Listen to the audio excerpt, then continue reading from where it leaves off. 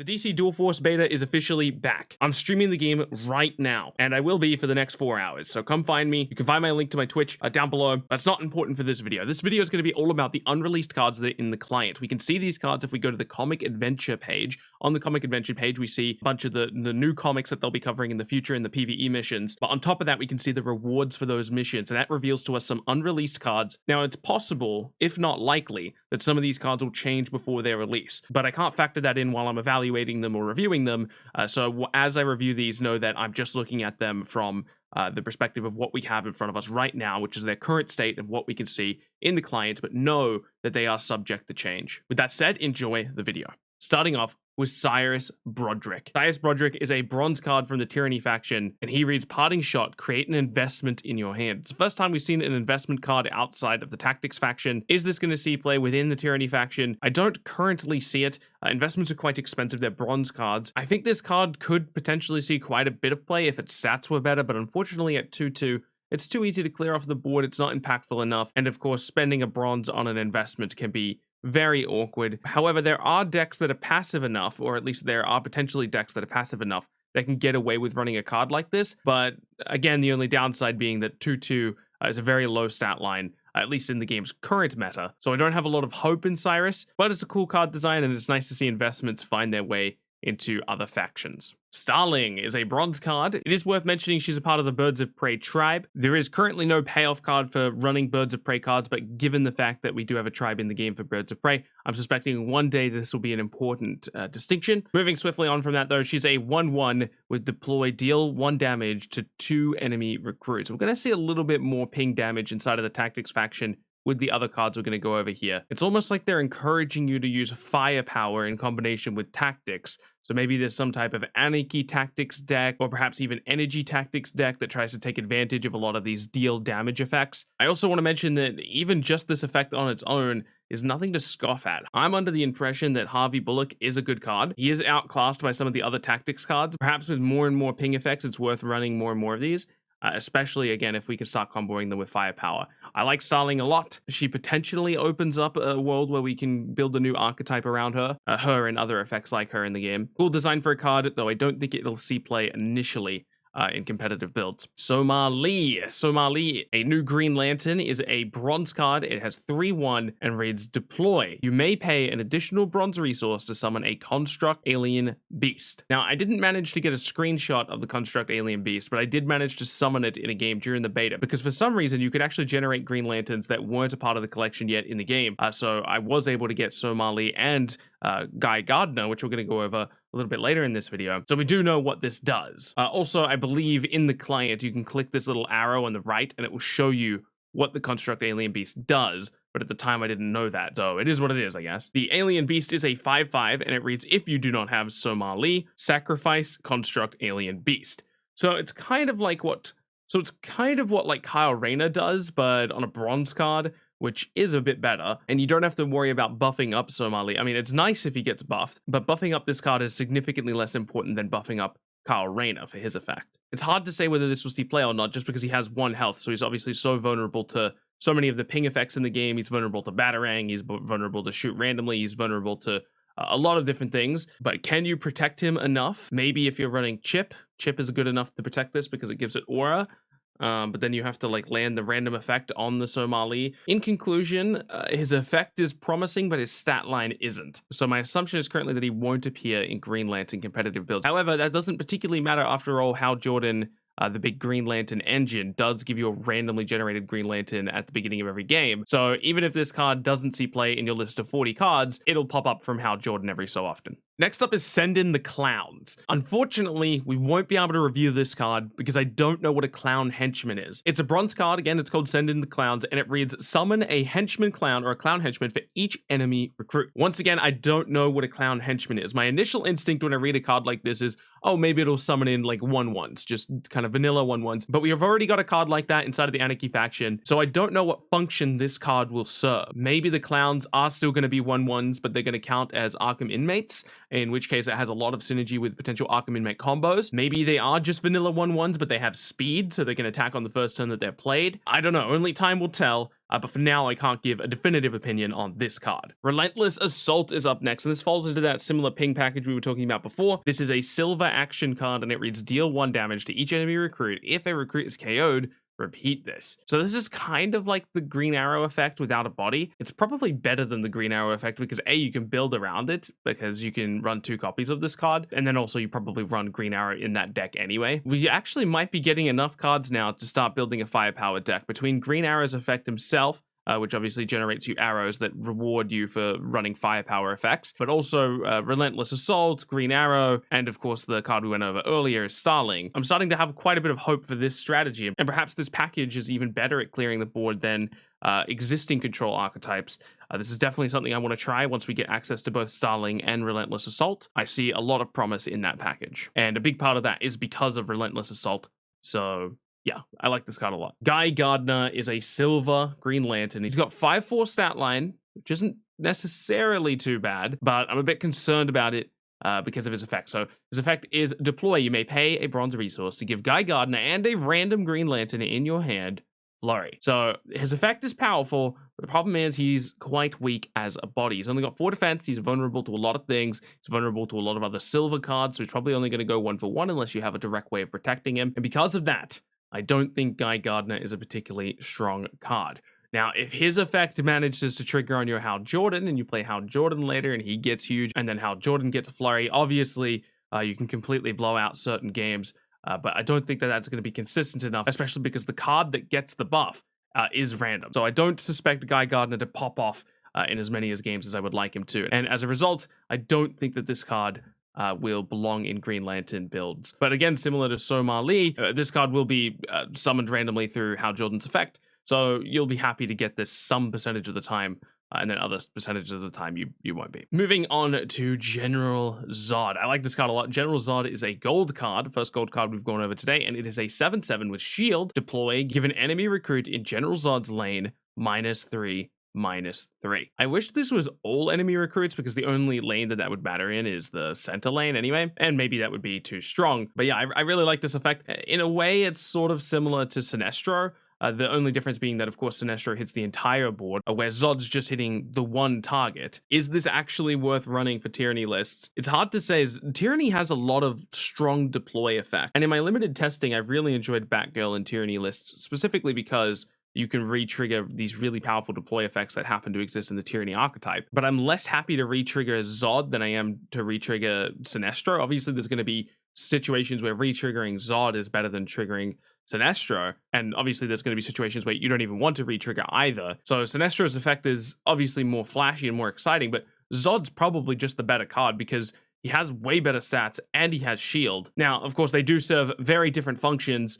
Sinestro is essentially a board wipe, and General Zod is not. General Zod is, again, that single target effect, but it's not like he's removing a card, and it's not like the attack value on the card he's targeting is particularly important. As long as it still has 1 attack left over, it can proc the shield that's on General Zod, which is probably going to be what that card wants to do most of the time anyway. My first impressions aren't incredible for General Zod, but if you just need a golden card to kind of fill out your curve in the Tyranny slot, General Zod is probably just the best, like, no context given for your deck.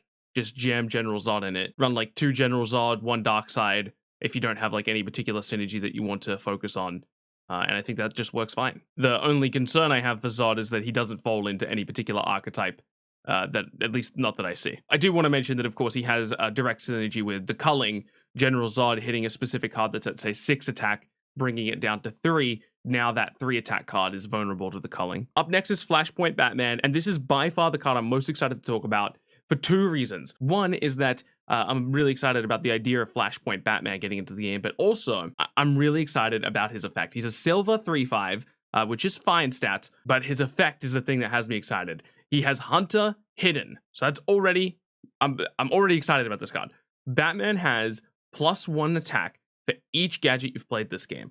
Okay, we're doing some exciting stuff with this card. I've experimented with Peacemaker decks that try to go crazy with Batgirl and do all this kind of stuff on Tabletop Simulator. I've messed around with that archetype a lot, and the biggest concern I have with that archetype when trying to make it work is that we don't have a card that has both hidden and Hunter, which would be perfect for that type of combo. The only exception to that being the ultimate card, Batman, and that card is an ultimate card, so you can't really build your deck around it because there's only one copy of it in the deck.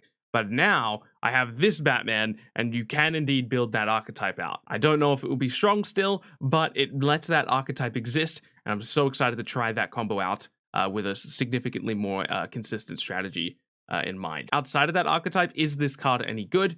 I'm not sure. Gadget decks don't exactly need to be looking for lethal, which is what a Hunter card wants to do, right? You're attacking over the top of an enemy leader, or attacking over the top of blockers and attacking directly into enemy leaders. And again, I don't think gadget decks necessarily struggle with pushing for lethal, but the hidden keyword is an important part. He would be much better off if he was like a 2/6. He could go over the top of 5 attack things and still survive, which the 5 attack threshold is pretty important for a couple of factions. The problem is there's just so many good silver cards you want to run in the tactics faction. So outside of like the type of combo stuff I was talking about, I'm not sure if Flashpoint Batman makes the cut. Maybe he's just good enough because his attack is so high. Maybe just jam this into any deck that's running gadgets, and when you play this card, you essentially threaten like a silly amount of damage. Actually, the more I think about it, it's probably just good, because it forces the opponent to trade into your stuff. You have hidden, so it's not dying on the first turn it comes into play. Let's say this is at like an 8/5, which I think is pretty reasonable. Maybe not on turn 3, but you know, getting it to 8/5 over the course of the game is super reasonable. And just straight up attacking with an 8/5 directly into the opponent leader. Yeah, you know what? I've wrapped around and I've reconvinced myself this probably belongs in gadget archetypes, but I don't know if it makes it into like multi-faction decks that also rely on gadgets, because there's so few deck slots that you have to work with there. So maybe this is just only a mono thing. I'm not sure. I'll have to give that more thought, but my instinct is that this card is quite nice. Flashpoint's up next, and it's a bronze card. It reads, put a card in your hand into your deck and draw that many cards +1. So Flashpoint is essentially saying, hey, all the cards in my hand right now, I don't want these. Let me draw a new hand. It's basically a mulligan from the beginning of the game. Is this any good? I'm not sure. Lightning Bolt decks might be able to take advantage of this because it lets them redraw. So if they don't have any Lightning Bolts in hand and they need Lightning Bolts right now, they can essentially say, all right, let's mulligan this. Let's draw from our deck now that we've put some more Lightning Bolts in there.